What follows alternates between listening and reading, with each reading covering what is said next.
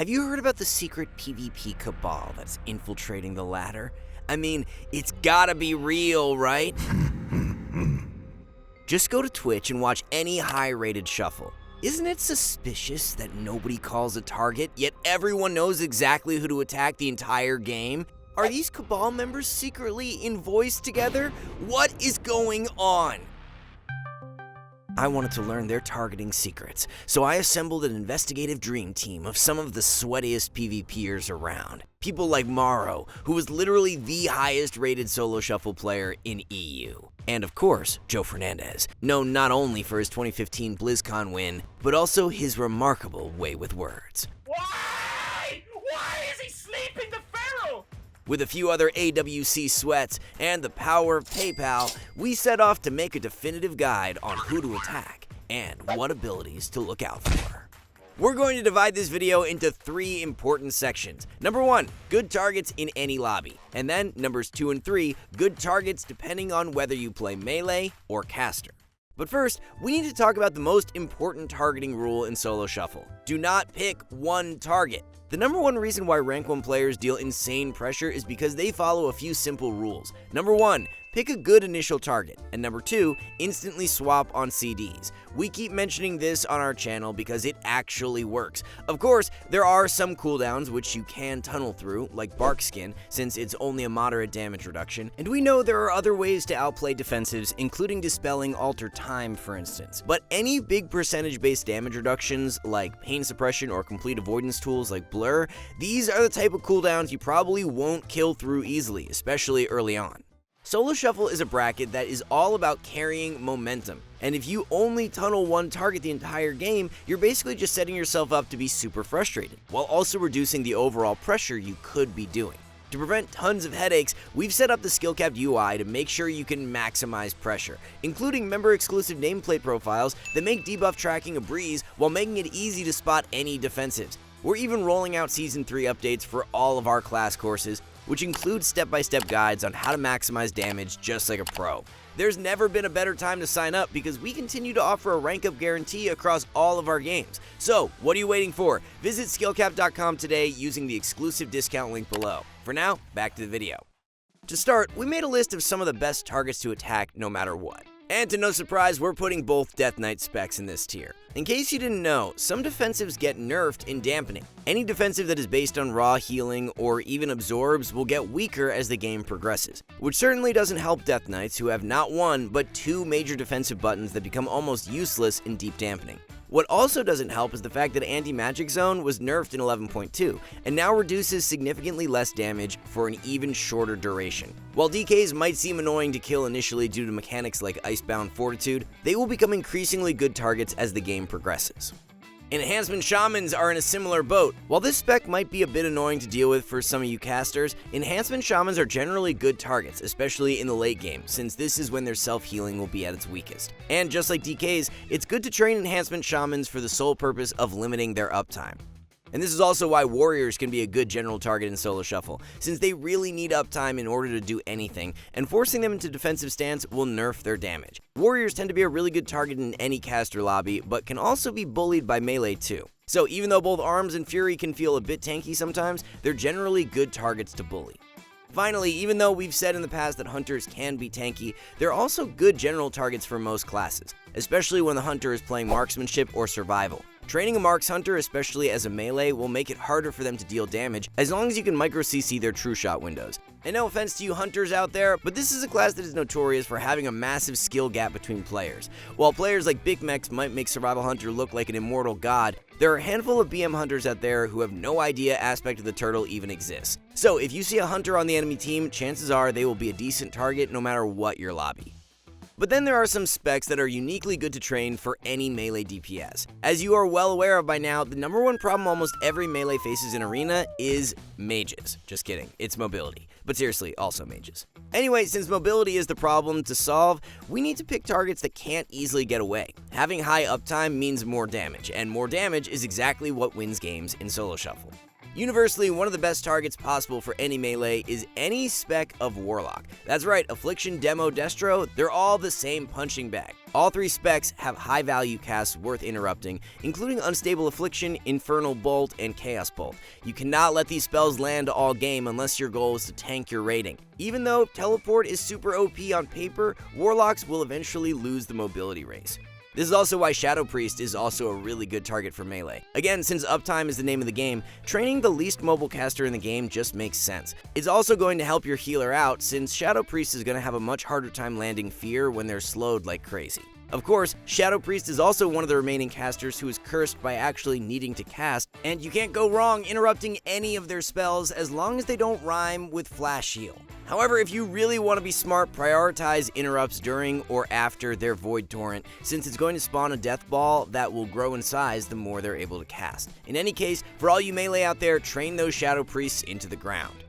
Finally, both Balance and Feral Druids tend to be good targets for most melee. For the most part, Boomkin mobility isn't exceptionally great, and pressing your W key in their general direction will not only help you interrupt Cyclones, but can also force them into bear form, cutting their damage down considerably. The same is true for Feral Druid, and this is yet another spec with a massive skill variance between players. While better Ferals might zip across the map like a Ferrari, others will take infinite damage in cat form. If you play melee, don't let those Druids take control of the game.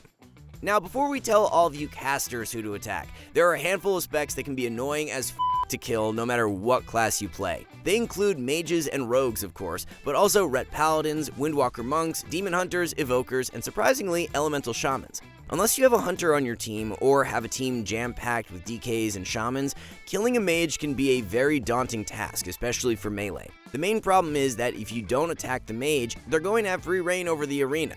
Killing rogues can also be tricky, unless you happen to be playing one. Every rogue spec these days is jam-packed full of defensives, which means you need to be a bit selective on when you target them. This is not one of those classes you can hit without purpose. You either hit them in stuns with big damage to punish them whenever they don't have CDs, or you tactfully swap to them to burn their cooldowns in order to plan a swap later on, which is something you can conveniently do as a sub-rogue, but is harder to replicate for everyone else. The problem with dragons is that they not only have insane mobility thanks to their hover freedom, but also the fact that they look incredibly stupid. Getting kited by a lizard hovering around in the air all game will make you go insane, especially as a melee. They're also super tanky these days, even into casters, after Blizzard blessed them with an 8% passive magic damage reduction for some odd reason. Ellie Shamans are also deceptively tanky, and you don't really do much by training them all game. 99% of their damage will come from instant casts, and they have tons of defensives they can cycle through. And while Ret Paladins can be good targets to harass, they're sometimes incredibly annoying to actually kill after their reworks earlier in the expansion, which not only gave them Magic Bop, but also made Divine Shield completely ignore Forbearance. So if you see any of these specs on the enemy team, you might be better off attacking someone else, unless you have a lobby tailor-fit to countering their mechanics. Now is the important part of the video where we completely change the rules. Because for all of you casters out there wondering who your best targets are in Solo Shuffle, the answer is simple. Everything. What? Confused? Let's explain. Casters have one huge and obvious advantage over melee: range, which means that you aren't as limited by problems like uptime. If someone kites away out of LOS, you can just target someone else instantly and continue doing damage. In other words, the positioning of the enemy team dictates who you should be attacking. Just like melee, you will want to be maximizing uptime, which means blasting down whoever you can, and following our #1 rule of swapping on defensives. Now, let's be clear, there isn't always going to be an optimal target, and more often than not, that target will be whoever your teammate is attacking, which if they're melee will be pretty obvious. But what happens when you have two casters on the same team? Let's go back to one of the most important concepts we've covered on this channel: zoning.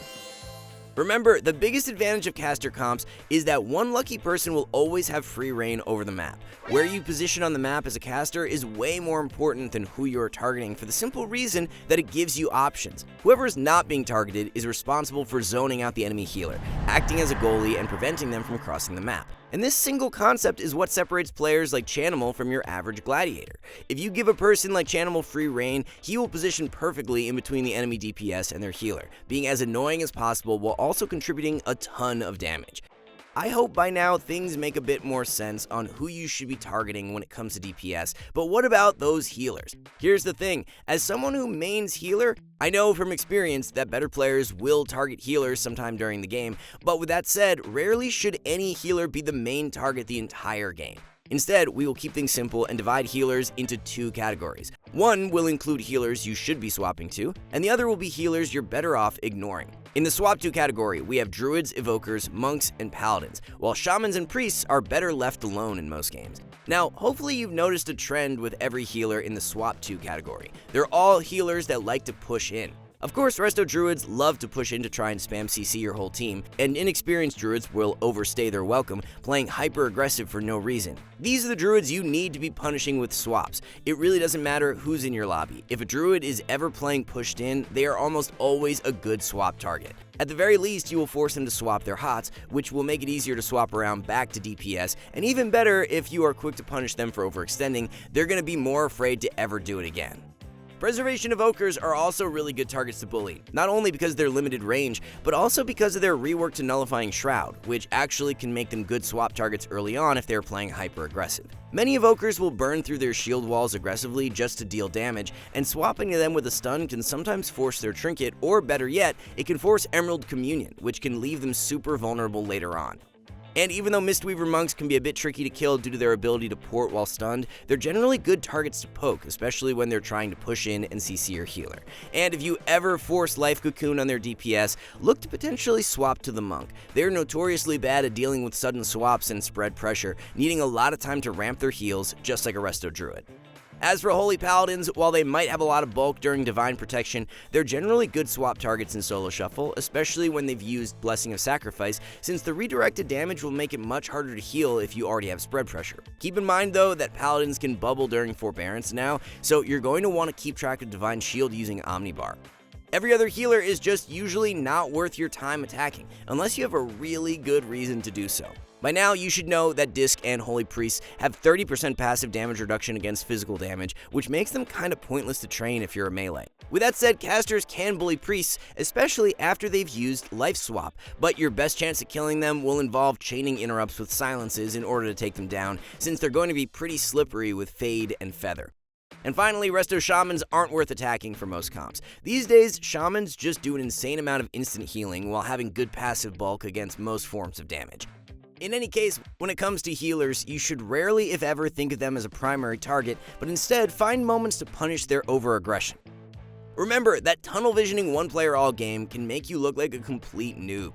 If you really want to carry your damage, you need to be making quick swaps on defensives. There's just one problem: the Blizzard UI sucks. Good luck finding a defensive in this massive wall of microscopic icons. Luckily, the skill capped add-on reduces tons of clutter and allows you to see the game just like a rank 1 gladiator, all with the click of a single button. Anyone can download and install our complete UI package right now, and skill cap members even get premium profiles that actually help you win games by isolating key information like enemy defensives, which means no more of that awful tunnel vision. And with our updated class courses for the War Within, you can learn how to deal damage like the best players in the game. Now is the best time to join, as one subscription covers all of our games, allowing you to get instantly ahead in retail or classic. As always, we back everything up with a rank up guarantee. If you don't gain at least 400 rating while using our service, you don't pay. So visit the discount links below to get started with the best UI and the best guides for WoW PvP.